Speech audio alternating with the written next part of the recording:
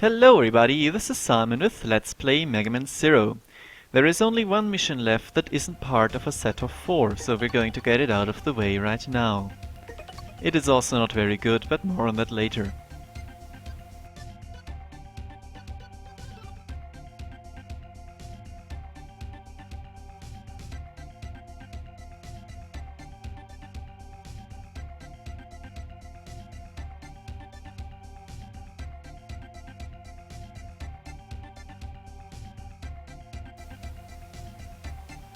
They're very sure that it is in the desert, but couldn't find it so far. How silly of them. I'm going to show off the shield boomerang now a bit more. Most importantly, what was pointed out to me, that you can indeed dash with it, but only if it is a dash jump and only if both buttons are pressed at the same time. It's kind of awkward and I'm not really good at it. I also want to show off the sticking to enemy elf, but it is a terrible idea to put it out right now, because as you can see, there is now no way to reach that snake. And the shield boomerang doesn't protect from attacks from above, and only the normal yellow bullets get reflected, those other kinds of projectiles don't. So yeah, it is not really good. Getting rid of it for now, and I'm also going to say right now that I'm later going to switch to another recording where I didn't pull out the sticking elf at the very start because stuff like this happens. This camel here is supposed to flinch when you hit its head, and then you can reach its vulnerable body. As the sticking elf prevents it from moving, this is not an option, and whenever it stops getting sticked, then immediately the fire comes out, and this is all kinds of painful for me. As this looks very sloppy and there is going to be more instances of something like that happening, let's switch to a world where there is no elf and do it properly. It's like this. Flinch and diagonally upwards, please. No problem. Yeah, the hitbox is kind of screwy on that one, but you can circumvent it by using the shield boomerang, of course. I've switched to the fire element, but just to show mainly that it is pretty crappy. It doesn't deal overly more damage and most of the enemies kind of resist it, seemingly. Really, there are some enemies around here. Wouldn't have guessed.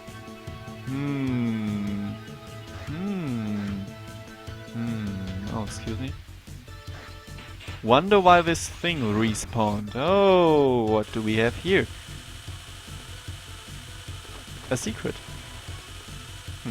That's kind of hidden. But I think I did get it on my own.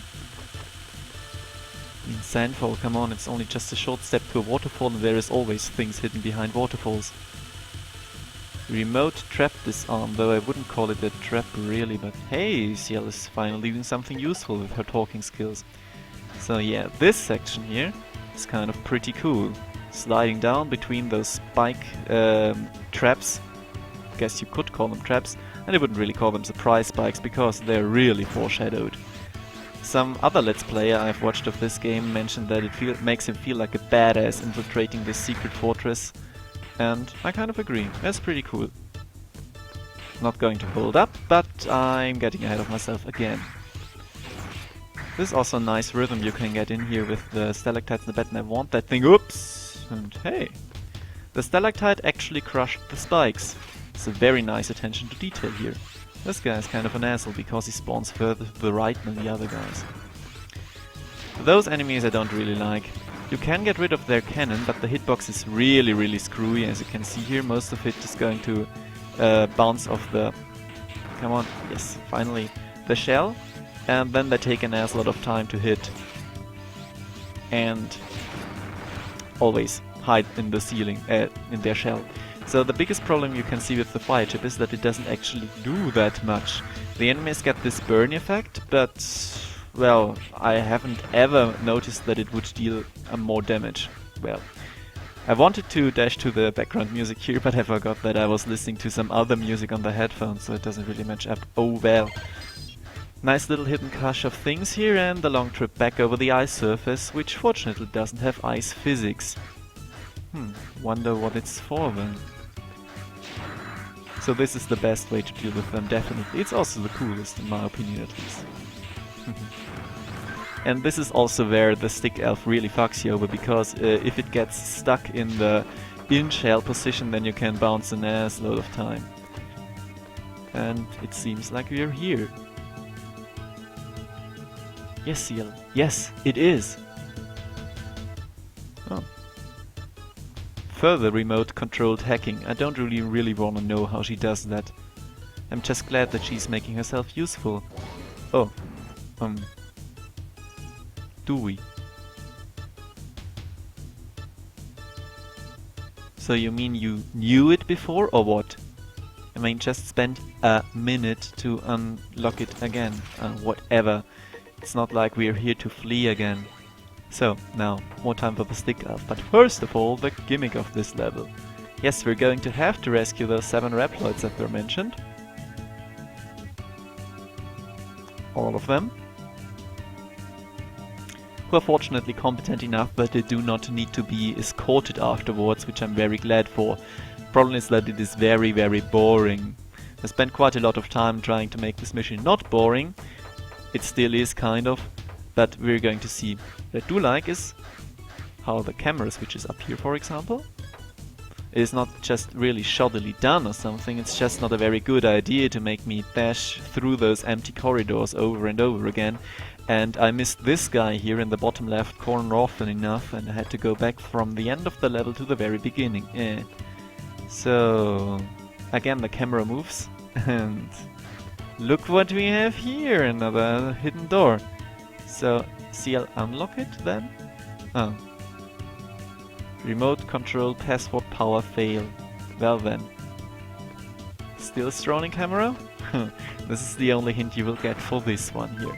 Don't think I got that one without the guide. So anyway, those guys here are also kind of a pain in the ass, because if they spot you, well then you will be attacked. Going to get spotted later on, don't worry. For now, please do not get spot yourself, because... Hey, wait, no! Because this guy here, kind of dick move, always respawns when you're on the top path. And even if he is sticked, he will still notice you if you just plop down in front of him. This spawns a few of the Pantheon with the big hands. And a bust upgrade.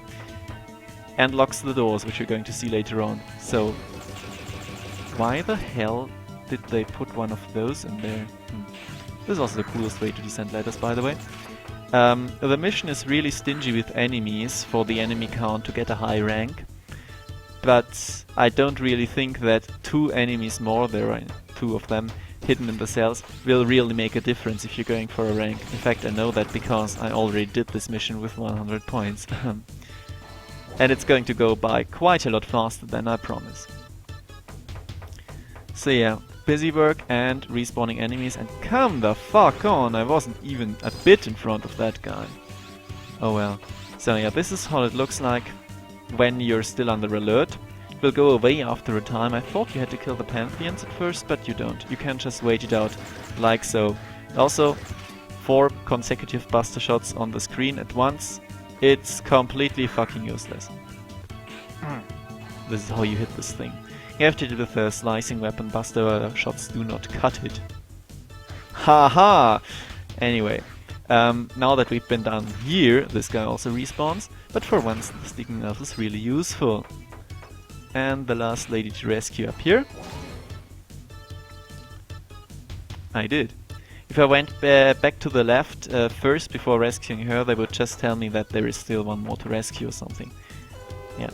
Getting spotted on purpose, because from now on it's completely irrelevant if they see me or not. A boss. Yeah, they're still using that kind of font of the word, I guess. At least they know where they're at. I can do it, they can't. And yeah, I'm deliberately on alert because it's an amusing bug how, or whatever, that the background is still painted red here. It's going to persist for a few seconds after the boss fight starts. So this boss, I really don't like him. The problem with him is that he's actually piss easy, but not without getting hit. Because he loves to jump around quite a lot and is pretty unpredictable in where he will land. Because sometimes he jumps at you, sometimes he jumps away. And then he blows you away, and by the way, notice in the background, shuttle landing, nice detail. And because of the screen size, it's pretty hard to spot him most of the time. So where is he now, for example? I couldn't see that one coming. I hate it. So what is he doing now? Shooting at me again. The spike things on the ground will damage you if they're just lying around, but if he pushes you with his blast into them, then you will get damaged. You will not get damaged, but frozen. Also showing off that the triple rod is pretty damn good against bosses, if the bosses are stationary. It is kind of hit and miss, but for this boss fight it's pretty much ideal. And you might also have noticed that the first hit didn't actually make him go into his invincibility phase. The further hits did, but the third hit still connected. This is because of a little thing called combo values, which I'm going to spurg out in the thread, I think. So anyway, the mission in general, it is really not good, it's pretty damn boring. But I don't find it really offensively bad or anything. And I do appreciate that they at least tried a few new things. I mean, this is still a Mega Man game after all, and I'm willing to take whatever innovation I can get.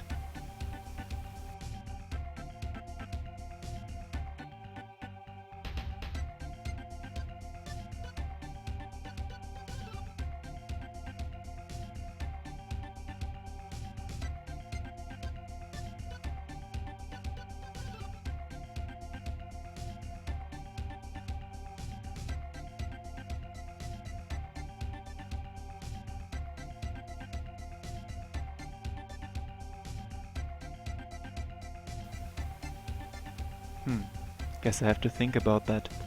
Don't have anywhere else to go. Thank you very much for your attention.